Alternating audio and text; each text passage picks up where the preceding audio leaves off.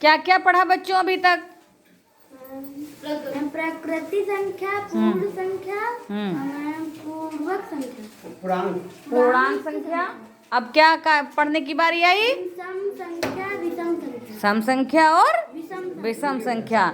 चलो भाई, सर बताने जा रहे हैं और आप लोग अच्छे से सुनिए। अभी पूछते हैं सबसे। हो गया सम संख्या, चलो। विषम संख्या हो गया। हाँ, सम संख्या विषम संख्या ये भी हो गया है। अभी इसके बाद क्या पढ़ेंगे? भाज्य संख्या। भाज्य संख्या। चलिए अब पढ़ेंगे हम लोग।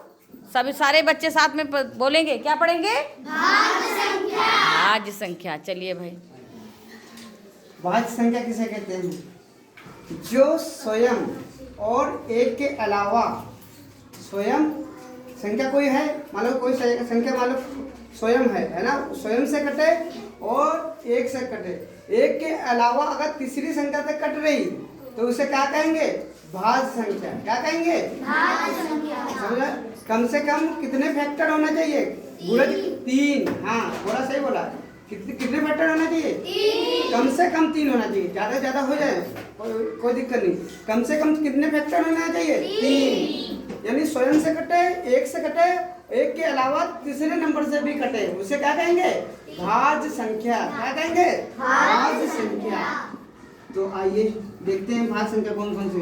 हम लिखते हैं, तुम बताओगे, गोला बनाओगे भाज्य संख्या पर। जैसे हम लिखा 9। 9 किससे कटेगी बताओ? 1 से कटेगी? कटेगी? Yes sir.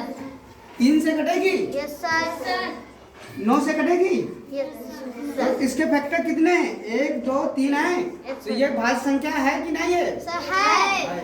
आओ जाओ, 4 ले लें, एक 4 ले लें एग्जाम्पल। तो 4 किससे कटेगा? 1 से कटेगा? Yes sir. 2 से कटेगा? Yes sir. और 4 से कटेगा? Yes sir. तो 4 एक भाज्य संख्या है कि नहीं है? है। कम से कम कितने फैक्टर आना चाहिए? 3। एक स्वयं से कटेगा, एक से कटेगा, ये तो कंपलसरी है। अब आ जाओ, कैसे 2 ले, मान लो 2 ले। समझ आ गया बच्चों? यस। बहुत अच्छे। अभी हम नेक्स्ट अब फिर देखेंगे। ठीक है।